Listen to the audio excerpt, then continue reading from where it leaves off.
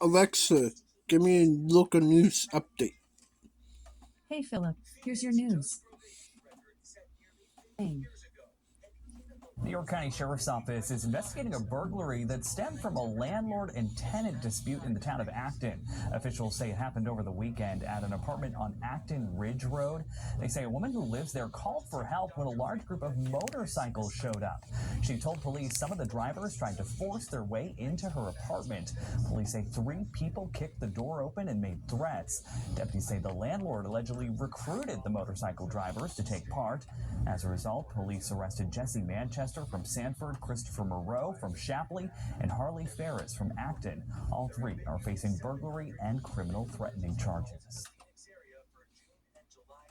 Now to the latest on a developing situation out of Hallowell tonight. Local and state police, including tactical teams and crisis negotiators, were on the scene of an incident at a home on Water Street. Officials were asking people to avoid the area from Hallowell-Augusta line to the Winthrop Street, but that road has since reopened. Officers on scene would not share just what happened. As soon as we learn more, we'll update you on air and online.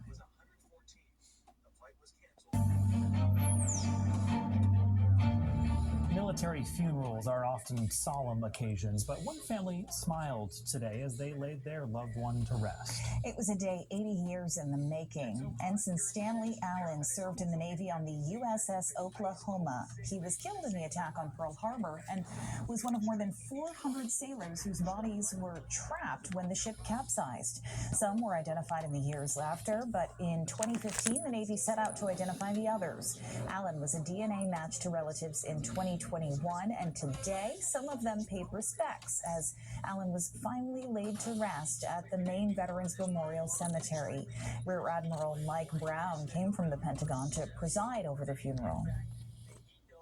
This is absolutely a joyous moment. It's meaningful and solemn, but more than anything, the citizens of Maine now have one of their heroes back on Maine soil, and we should all be celebrating that.